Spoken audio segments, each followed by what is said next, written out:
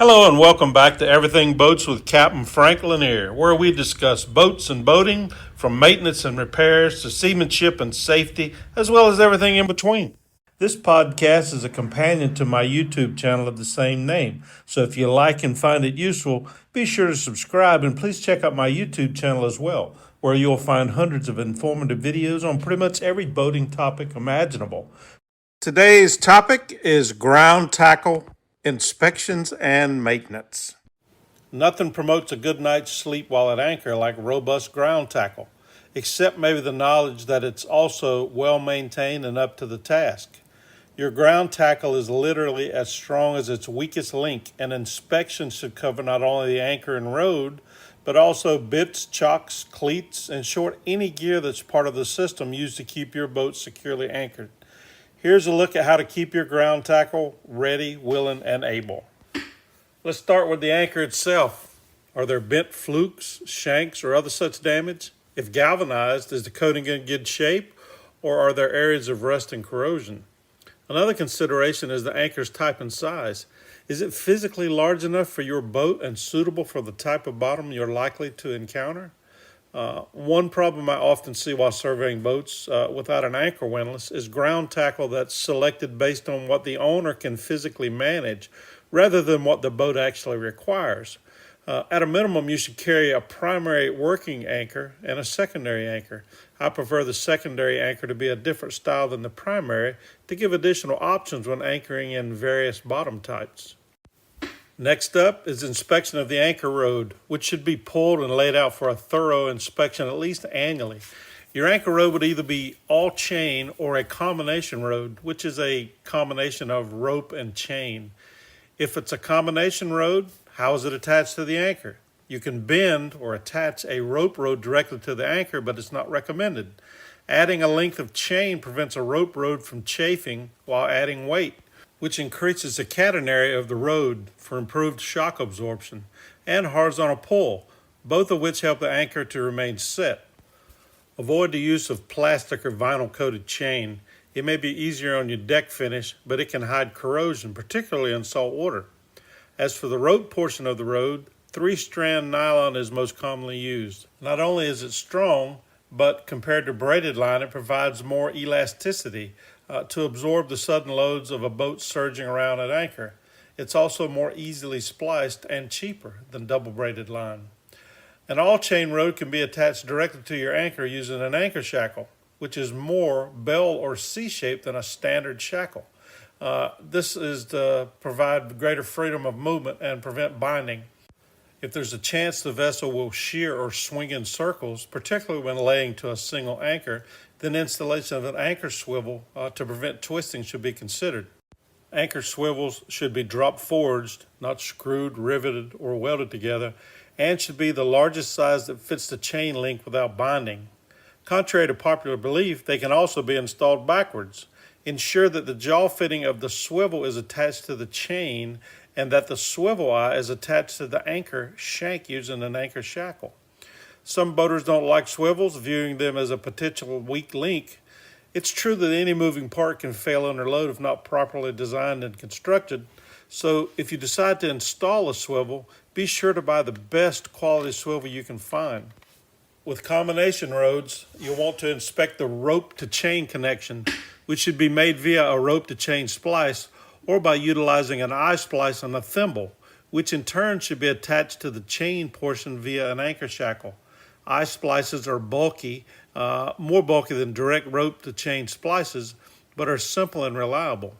They should have a minimum of 6 full tucks and be seized at each end while the eye is under tension to prevent the thimble from falling out should the eye stretch when placed under load. Verify that all shackles are properly seized and that their screw pins are secured or moused with stainless steel mousing wire to prevent them from unscrewing. This is a requirement for all chain rodes as well. Open-ended teardrop-shaped galvanized thimbles are commonly used in anchor eye splices. However, oval or closed ear thimbles are a better choice. Teardrop thimbles can work under extreme loading, potentially allowing the sharp edges of the open end to chafe the rode. Continue your inspection while looking for problems such as wear, cut strands, aging, discoloration, or rope hard spots caused by heat-generated friction when a kinked line is placed under load. Chafe is a rope road's worst enemy, so in addition to inspecting the road itself, check hawse holes, chocks, cleats, windlass drums, anything that comes in contact with the line for burrs, sharp edges, protruding hardware, or anything that could damage the road. Although synthetic rope fibers are resistant to most chemicals, you also want to avoid exposure to harsh chemicals such as acids or alkalis. All fibers will degrade over time due to UV damage, due to UV light exposure, so ropes stored on decks should be covered, or better yet, stored below decks. For chain roads, you have to remember that while chain may be tougher than rope, it's not maintenance free. Start by storing your chain clean and keeping it as dry as possible, which both reduces corrosion and helps keep the unhygienic smell of Davy Jones's gym locker from your vessel interior. Giving both locker and chain an occasional fresh water wash down helps with the above while also letting you verify that the locker drains properly. Avoid exposing your chain to preventable chafe, such as can occur when pulling it along a concrete dock when you're laying it out for inspection. Dragging your chain over abrasive surfaces removes the galvanized coating and eventually leads to rusting. Chain should be swapped end for end annually to promote even wear of the galvanized coating. It should be regalvanized once significant rust begins to appear. However, the general consensus is this should only be done twice, after which the chain should be replaced.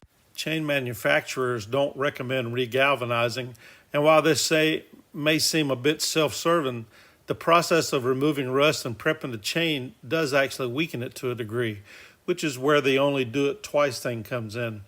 If your chain road contains a splice, the three most common are riveted joining link, the double jaw mid link, and a quick connect link. Never splice sections of chain using bolts or spikes to join the links. The riveted chain link is a permanent splice that looks and functions like any link in the chain if it's sized and installed properly. The double jaw mid link is roughly the same size of a normal link of chain as well, but unlike the riveted link, it's removable and can be used for both temporary and permanent splices. Quick connect links should be viewed only as a temporary splice. They can be used in a pinch but should be replaced with a riveted link or a double jaw mid link as soon as possible. Quick connect links are also harder for your windlass to handle as they're roughly 60% larger than the links of chain they're sized for. Chain shackles are another option used to join shots or links of chain.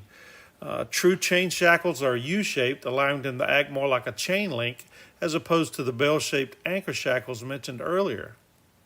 Chain road should be pulled and laid out for a full inspection annually, depending on use, but also after exposure to severe loading. The load applied to a chain road isn't very high under normal conditions. However, damage can occur under moderate loading as well, such as when the chain is wrapped around an object, a rock or a wreck, and placed under tension. If you find your chain slipping or jumping out of the windlass wildcat, the chain will, more than it typically has in the past, it could be a sign some of the links have been damaged and the chain may need replacing. Finally, don't forget that an all-chain road requires the use of an elastic bridle or nylon snubber when deployed to act as a shock absorber between anchor and vessel. If you've ever wondered why the end of your anchor road is called the bitter end, it's because you'll be mighty bitter if it goes overboard. Your ground tackle inspection should verify that the bitter end of your anchor road is attached to the vessel. This attachment point isn't meant to bear the load of anchoring, but rather to prevent accidental loss of the anchoring rod. A combination rod can be tied directly to your boat, typically at some point in the anchor locker. The bitter end of an all-chain rod can be secured with small line, or better yet, multiple turns of tarred nylon lashing, which can be easily cut with a knife if you need to slip the anchor or add additional rod. For both, make sure the line is long enough to reach past the deck hawse hole for ease of access while on deck.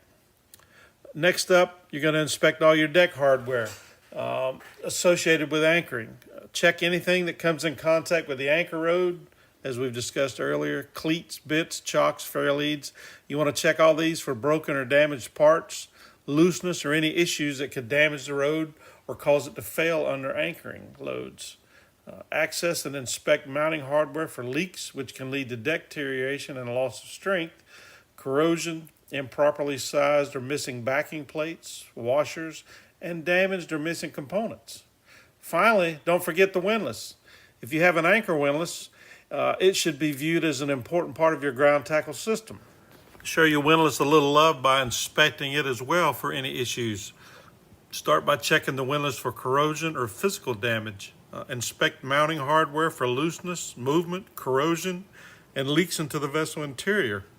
Leaks are often caused by a broken bedding seal, which is typically the result of a windlass being overstressed. Inspect electrical connections for corrosion or charring as a result of arcing. You also want to disassemble and clean corroded connections after securing power, of course, with a wire brush and electrical cleaner. Vinegar works good in a pinch. Terminals and post connections should be clean and tight. Coating them with dielectric grease and installing insulating rubber boots will protect against corrosion and accidental shorting.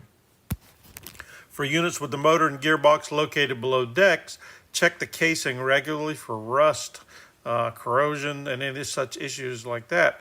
Most are constructed of painted steel and will readily corrode in the damp environment of the anchor locker. Address such corrosion immediately to prevent it from worsening. You also want to inspect your foredeck switches for damage and proper operation. Ensure the hinged covers are in place to prevent accidental operation and that the covers themselves operate easily and have a good seal when closed. Check the rubber diaphragms for cracks, tears, or deterioration, and you can spray them regularly with a UV shield such as 303 Aerospace Protectant or something along those lines that will extend their service life. It's also a good idea to keep the windlass covered when not in use to protect it from salt, corrosion, and UV exposure. Finally, use the windlass regularly to keep all internal gears lubricated. Grease and lube oil tend to settle at the bottom of the gearbox, resulting in dry sections of gears that could be prone to rust. If at the dock or hauled, crank the windlass over a few turns every couple of weeks. In closing, I'd like to just remind you that inspecting your ground tackle may not be the most glamorous way to spend an afternoon, but when the wind starts to howl and you're securely anchored in that snug cove, you'll look back on it with fond memories.